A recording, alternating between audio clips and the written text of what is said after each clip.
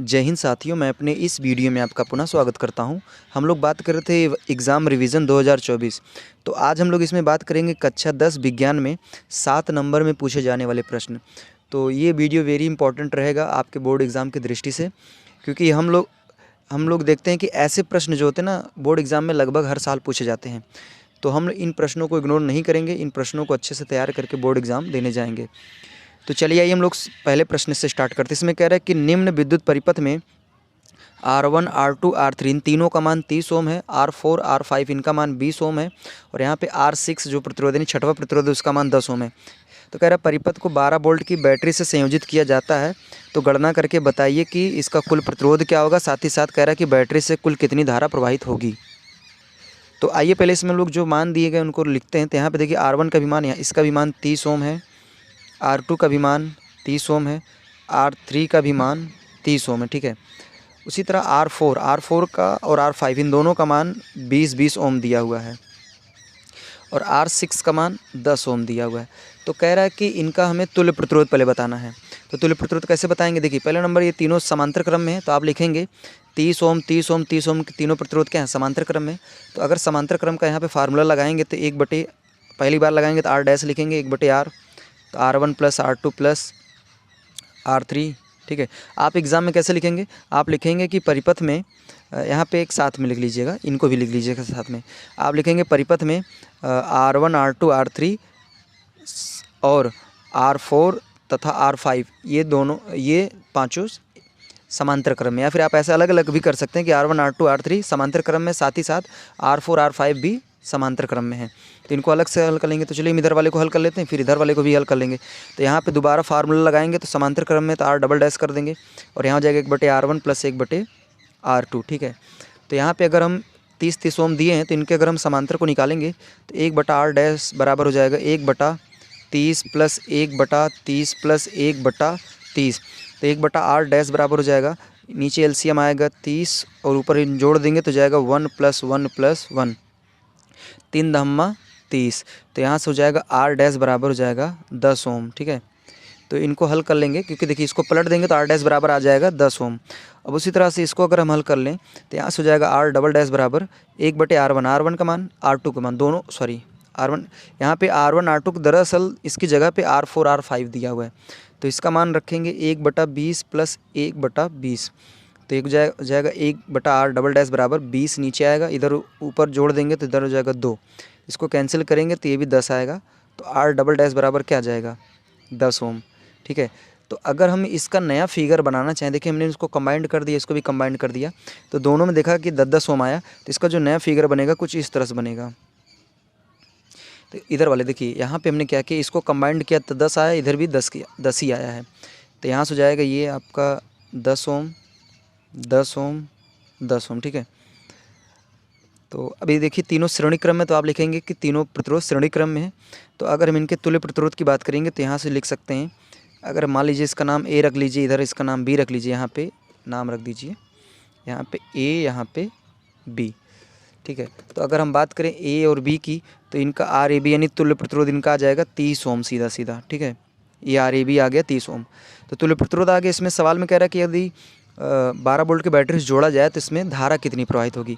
तो धारा यानी वोल्टेज का भी मान दे दिया 12 वोल्ट। तो हमें क्या करना है, इसमें धारा बताना है। तो धारा मतलब I का मान बताना है। तो हम जानते हैं I बराबर होता है V/R। तो V का मान कितना दिया, सॉरी यहाँ पे 120 लिख दिया, 12 है, तो 12/30, 6 दूनिया 12, 6 पंजे 30, तो 2/5। अच्छा 2 में 5 का भाग कर देंगे तो आएगा 0.4 एम्पियर, इतना इसका आंसर आएगा। आइए हम लोग अगले प्रश्न की ओर चलते हैं। इसमें कह रहा है कि निकट दृष्टि दोष किसे कहते हैं, इसका निवारण कैसे करते हैं। और कह रहा है कि एक व्यक्ति जो है वो अधिकतम 100 मीटर की दूरी तक देख सकता है, तो इस दोष का निवारण करने के लिए प्रयुक्त लेंस की फोकस दूरी ज्ञात कीजिए। तो चलिए इसको स्टार्ट करते हैं। पहला नंबर समझते हैं निकट दृष्टि दोष क्या होता है। तो निकट दृष्टि दोष दरअसल ये आँखों में एक ऐसी समस्या होती है जिसमें क्या होता है कि व्यक्ति को निकट की वस्तुएं स्पष्ट रूप से दिखाई देती हैं, जबकि दूर की वस्तुएं स्पष्ट रूप से दिखाई नहीं देती हैं। तो आँखों में हुई इस तरह की समस्या को हम लोग कहते हैं निकट दृष्टि दोष। इसको मतलब टेक्निकल वर्जन में या साइंटिफिक कह सकते हैं, इसको मायोपिया के नाम से भी जानते हैं। मायोपिया दरअसल आँखों में होने वाली एक बीमारी होती है। इसमें समस्या क्या होती है कि आँखों से नज़दीक की वस्तुएँ एकदम अच्छे से दिखाई पड़ती है, जबकि दूर की वस्तुएँ अच्छे से दिखाई नहीं पड़ती हैं।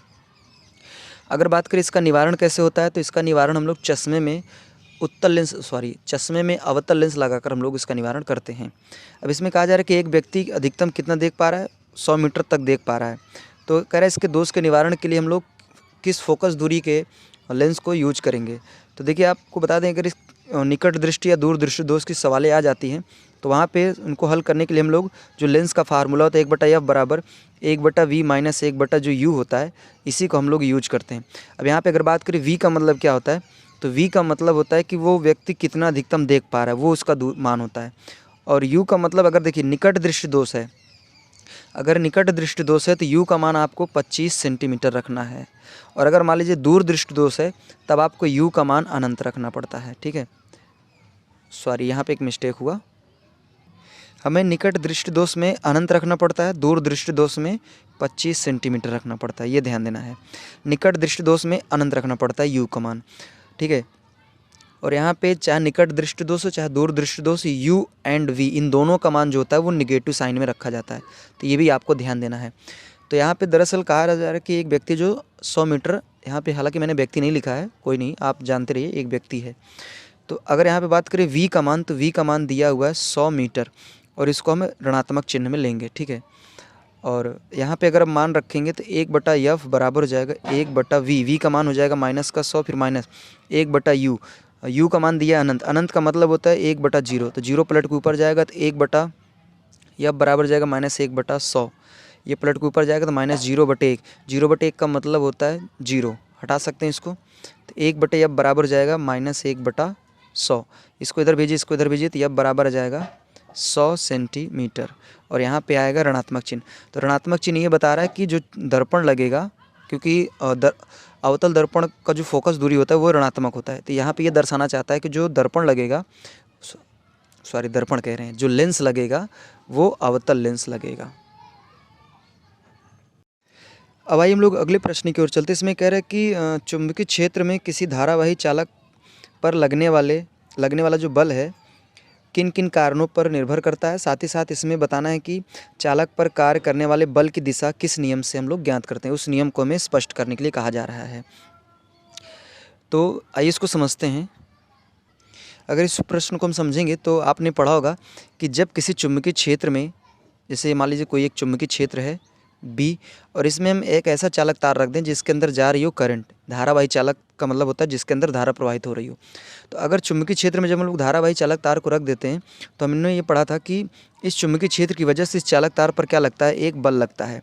यानी ये तार क्या करेगा, अगर इसमें करंट नहीं जा रही तब ये कोई बल का अनुभव नहीं करेगा, लेकिन अगर इसके अंदर से करंट अगर गुजर रही है तो ये तार क्या करेगा, इस चुंबकीय क्षेत्र की वजह से एक बल का अनुभव करेगा। ठीक है, तो अगर हम बात करें कि ये जो बल है ये किन किन कारणों पर निर्भर करेगा, यानी मतलब अगर इस बल के मान को कम या ज़्यादा करना है तो क्या क्या इसमें हम लोग कर सकते हैं, किन किन बातों पर निर्भर करेगा। तो पहला, इसमें जो चुंबकीय क्षेत्र का मान होगा, अगर इसमें चुंबकीय क्षेत्र का मान अधिक होगा तब इसमें चालक पर लगने वाला जो बल होगा वो अधिक होगा। अगर चुंबकीय क्षेत्र का मान कम होगा तो इस चालक पर लगने वाला जो बल होगा वो कम होगा। तो ये पहला कारण। दूसरा कारण इसमें ये भी हो सकता है कि अगर मान लीजिए चालक तार में करंट का मान अगर कम होगा तो इसमें कम बल अनुभव होगा। अगर इसमें करंट का मान यानी विद्युत धारा का मान अधिक होगा तो इसमें अधिक बल का अनुभव होगा। तो ये आपको ये भी ध्यान देना है। अब इसमें कह रहा है कि अगर मान लीजिए इसमें जो बल लगेगा वो किसी न किसी दिशा में जाएगा, तो अगर हम बात करें वो किस दिशा में जाएगा, उस दिशा को पता करने के लिए हम लोग किस नियम का यूज करते हैं।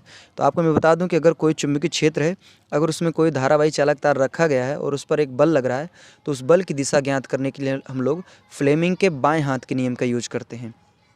अब फ्लेमिंग के बाएँ हाथ का नियम क्या है, इसको आपने हालांकि पढ़ भी रखा होगा। फ्लेमिंग का बाएँ हाथ नियम ये होता है, इसमें क्या होता है कि हम अपने बाएँ हाथ के अंगूठा, तर्जनी और मध्यिका, इन 3 अंगुलियों को हम लोग इस प्रकार फैला कर रखते हैं कि इनके बीच एक दूसरे के बीच 90 डिग्री का कोण बने, अर्थात इनके बीच समकोण बने। समकोण का मतलब होता है 90 डिग्री बनना। तो एक दूसरे के बीच क्या बने, 90 डिग्री कोण बने। फिर इसमें क्या होता है कि इसमें आप लिखेंगे कि इस नियम में हम अपने अंगूठा, तर्जनी और मध्यिका, इन तीनों को इस प्रकार फैला कर रखते हैं कि इनके बीच 90 डिग्री का कोण बने। और यहाँ पे जो ये तर्जनी है ये चुंबकीय क्षेत्र की दिशा को बताएगा, और ये जो मध्यिका है ये तार में धारा की दिशा को बताएगा, और अंगूठा जो है वो तार में लगने वाले बल की दिशा को बताएगा। तो इसका आप फिगर बना के आप फिगर इसकी प्रैक्टिस कर लीजिए कैसे बनाना है। फिगर बनाने के बाद जैसे मान लीजिए अगर ये आपका ये मध्यिका हो गया, ये आपका मान लीजिए अगर तर्जनी हो गई, ये अंगूठा हो गया, तो इसमें आप लिख देंगे, जैसे अंगूठा की बात करेंगे तो इसमें लिखेंगे चालक पर लगने वाला बल। तो ये चालक पर लगने वाले बल की दिशा को बताएगा। अगर ये मध्यिका है तो ये इसमें लिख दीजिएगा कि चालक में धारा की दिशा। तो ये क्या करेगा, तार में धारा किधर जा रही है उसकी दिशा को बताएगा।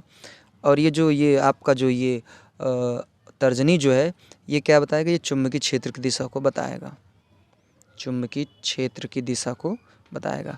तो उम्मीद करूँगा ये तीनों प्रश्न आपको अच्छी तरीके से समझ में आ गए होंगे।